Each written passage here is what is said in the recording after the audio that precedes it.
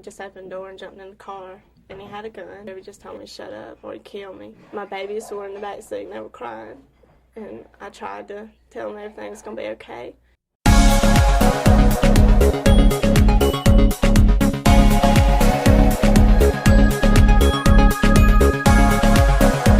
Hey everyone, we have Cynthia Barnes Booker with us. Back in the day, she was a reporter at WSPA Channel 7. We called it News Channel 7, Cynthia, back then. Do you remember? And Yes, and this is an interesting time of the year because we are coming up on the anniversary of Susan Smith's crime, and we're also coming up on her first opportunity for parole. She was sentenced to 30 years to life. Her first chance to get out would come now in this coming year, and so she has an opportunity to file and do all those things. And so people are watching to see what happens with that in the context of 30 years since little Michael and Alex were drowned. So Cynthia, the most amazing thing is that you were the only journalist at her front door that night when the crime had happened. So you, like within hours of this taking place, you were talking to Susan Smith. I know. Amy, when I think back to that night, almost 30 years ago, my videographer and I, Tommy Colonis, had just come back from Asheville, North Carolina, covering the story. So I'm the night side reporter, working 3 to 11, right? So we finished doing the story. I'm in the newsroom. I'm ready to go home. And then a call came over the scanner that said 2 children in Union, South Carolina had been abducted. Well, I'm the night side reporter. It's no going home. Tommy and I had to go cover that story. So we went to Union. We worked a double that day. So it was, just looking back, I know it was 30 years ago, but I remember it as if it were yesterday. Just the chaos and just everything that transpired over that period of time. And here we are to Susan Smith coming up for parole. It is so hard to kind of wrap our minds around that, right? Because I talked to the prosecutor in the case, and he was saying, Tommy Pope, how he, after the trial, after the sentencing, and when the jury did not give her the death penalty, they gave her this life, and with this 30-year opportunity for parole. But he says that the jurors afterwards said they didn't understand that she could get out. He wanted her to get the death penalty or at least be in jail for life. And now I guess South Carolina doesn't do life with chance for parole anymore. It's just life. And so it's very interesting, like what's going to happen with this and how the community feels about it. But she has recently gotten back in some trouble again behind bars and was convicted of a disciplinary infraction. So she's been talking on the phone to some filmmaker, and apparently money got deposited in her account. So that's a current situation. But I brought you in to talk back to that night because I know you were there right at the door talking to her. David was right by her side. I was rewatching the interview again today, and you were so nice about it. I remember your demeanor was so gentle with her because we all thought what she said had happened. And you were kind of, giving her an opportunity to tell what happened. And then she goes into this story with you. When this whatever, just told me to shut up or he'd kill me. So I just kept driving. My babies were in the back seat and they were crying, and I tried to tell them everything was going to be okay. And so we went on down the road, and he told me to stop, and it was just in the middle of the road, and he told me to get out, and I said, well, can I get my children? And he said no. He said I don't have time for that. And they were just crying. We went in to interview Susan, and her husband at the time, Susan and David were standing inside sort of like a doorway leading to a hall. And I asked her, I said, would you like to talk and give a plea? And I remember Susan saying, well, what is that? I said, well, you just lost your kids. You said your kids were abducted. So don't you want to go on camera and say, whoever has my kids to turn them in? And so she decided to talk. But what I noticed that evening, she could not look me in the eye. She kept looking down. And after the interview, when Tommy and I got back in the car to head back to the station, I said to Tommy Ben, I said, I don't believe this story. I think she's lying. I don't believe it. And then, of course, 9 days later, we found out that it was a lie. Yeah, and it kept unraveling, right? I mean, we had so many people that were talking about the things that started to not add up, like the red light that she supposedly had come and had the abduction take place. Well, it would never have turned to keep her there. It took another car to be there to have that happen. So that started to fall apart behind the scenes with investigators. We all didn't know that right away, but they knew that pretty quickly. And then the unraveling continued, and then there were lie detector tests, and we got, reports that she was not passing those, and then the interrogation, and then the confession, but it was all over so much painstaking days, time, heartache. People were just so hoping for those little boys to be okay. Yeah, and all the people the volunteers who went out looking for these kids, and the flyers that were up, and then the tips that came from all around the country, and we think we saw the car and remember the license plate of the car and all that. So all this time this is playing out, and the sheriff's the courthouse was a zoo, because people were there getting updates every day from the police, and everybody's wondering where are these kids. And then you have the fact that she said that this black man came and abducted her kids. So therein lies another twist to the story, because she made it seem like some black man took off with her kids when that wasn't the case. So just a bizarre time, just a lot of emotions. And let's go back to your realization when you get in the car and you talk to Tommy and you're like, I don't believe her. I mean, that's remarkable, Cynthia, that you thought that right then. I think reporter instinct. And did I know that she had killed her kids? No, I didn't think that. But I just did not believe that story. And it was because I believe of the interaction. She couldn't look at me. She asked, well, what's that? What is a plea?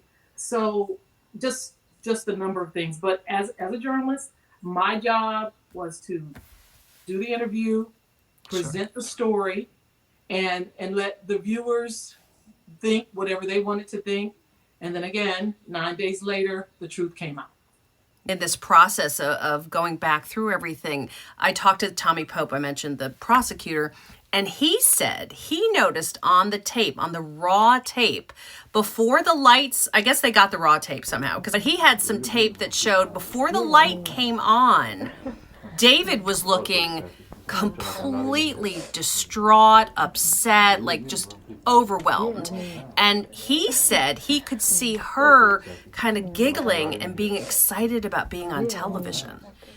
That was Tommy Pope's take from watching the tape. So I thought that was real interesting. That is interesting. I don't recall that, but what I do recall, speaking of David's reaction, I just remember when I was interviewing Susan Smith that night, he kept his head down like this the entire time. And he didn't look up. So what was going through his mind, I don't know. But she definitely didn't strike me as telling the truth. I didn't believe it one bit. When you look back on this case, I think about really the two of us, right? We were both in our 20s. Is that right? Yeah, roughly. I think so. Let's not tell too many stories about our age, but we were young, but we were both starting our careers. And ultimately, I mean, I look back at my career thus far and think that really was the biggest story that we covered for the most part. I mean, there've been other big stories, but that was the story that people remember where they were when Howard Wells said she'd been arrested. Susan Smith has been arrested and will be charged with 2 counts of murder in connection with the deaths of her children, Michael 3 and Alexander 14 months. And the gasp in the crowd. I mean, I've never seen a reaction like that because everyone was so invested. And you think about how different TV viewing was back then, where everybody watched the morning shows, everybody watched the news. It was appointment viewing. You know, there was no internet. And so we were all glued to finding out every day, tuning in at 6, tuning in the morning shows. All the networks were carrying it every morning about where were these little boys. It was so all-consuming. It really was. Like, I was still in the newsroom when you got back because I was so like worried about the kids. I was like, oh my gosh, like what has happened to these kids, you know? And I wasn't a mom yet, you know. I guess that next year I became a mom. And it's interesting because I wound up having with John Patterson to anchor the funeral for the little boys, which to this day, other than the Charleston AME church shooting, that funeral and the boys' funeral to me were the toughest job of anchoring I have ever had to do. And I don't know that I could have anchored that successfully if I was a parent already. Like, I don't know if I would have been able to handle it. Yeah, I remember seeing David's reaction. He was overcome with just grief, unbelievable grief. Yeah. Just the look on his face and just knowing what had happened to his children and such a betrayal. Yeah, now I'm a parent and I have 2 sons, and I think about that from a different lens. It was terrible. You know, when I was a reporter and I didn't have kids, but now as a mom, just like you were saying, and another thing that strikes me, just thinking about, if I didn't say this already, just to say, being at that lake. I think about that a lot. Being at that lake, doing that interview with Sheriff Wells, and talking about where are these kids? What information do you have? And they're in the lake, and right behind you, right behind me. And I did not talk to the divers, but I did hear that it was very upsetting to the divers when they found Michael and Alex, and just the condition of their little bodies. So it's just heart-wrenching. Well, let's catch people up on you, because you obviously were an Emmy Award-winning reporter for us, and you went on with your career beyond Channel 7. So let's catch up on what you did after us, and then also the kind of new chapter you're in. So after I left South Carolina, I went on to Buffalo, New York, and then I came to Northeast Ohio. And I was in Cleveland, Northeast Ohio. I actually did a big story here where I followed a nonprofit group to sub-Saharan Africa, and did a story on that group taking toiletries, medical supplies to some of the hardest hit areas of people having AIDS.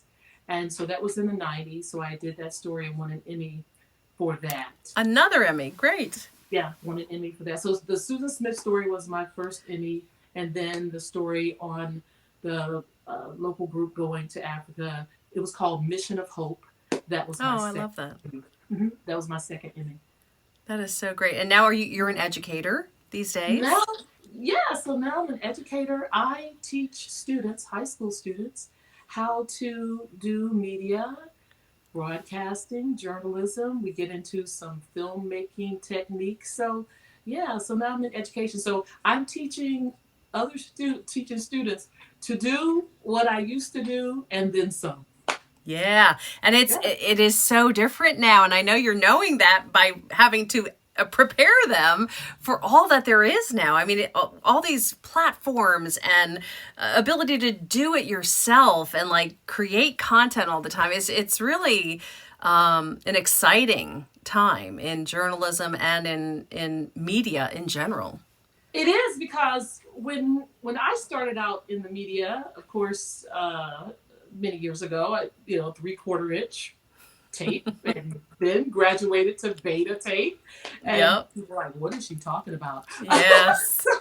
And then, gradually, here we are now with, social media and just, and so when the news happened, when we were in the business, you had to wait until the 6 o'clock news. Well, not now. You can just post it right away. So yeah, it is different. And I even tell my students that I can teach you old school, but hey, I'm learning a lot from new school too. And they teach me a lot as well.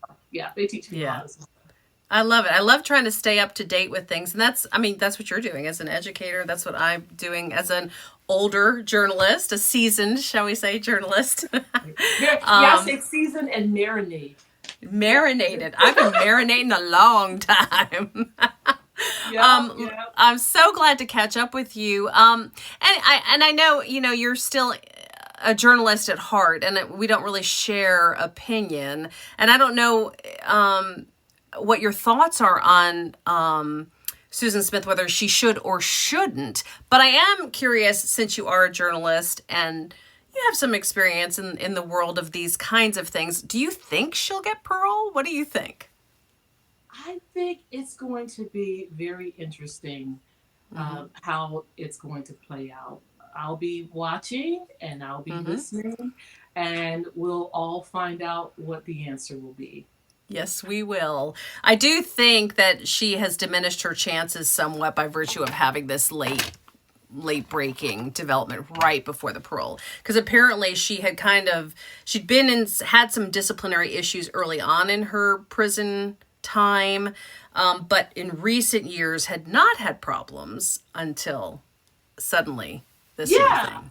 I saw that. So pretty much for 10 years, I think a story I read, things have been, pretty good. There have been some infractions that have happened behind bars, but this most recent one with talking to the filmmaker, I think only inmates can only write letters. It was something like that. Yeah, phone calls. Yeah, no phone interviews. Yeah. So that was a violation of the rule. So how that will affect the parole hearing remains to be seen.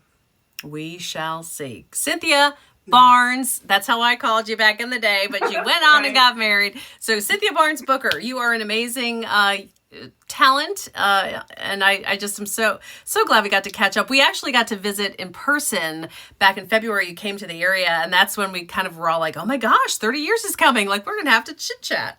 I know. I'm so glad that we were able to see each other back then with a lot of other friends.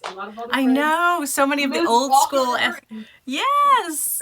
All the OG journalists of the upstate. Yes. Yeah, it was brought great. Us together. Liz brought us together. Yeah. She did. Liz is the best. Well, listen, God bless. Take care in your work. Create some lovely new journalists. We need the next crop to come on down, because we are always looking for good, talented young people, for sure. Thank you, Amy. Take care. Okay, really, thanks, Cynthia.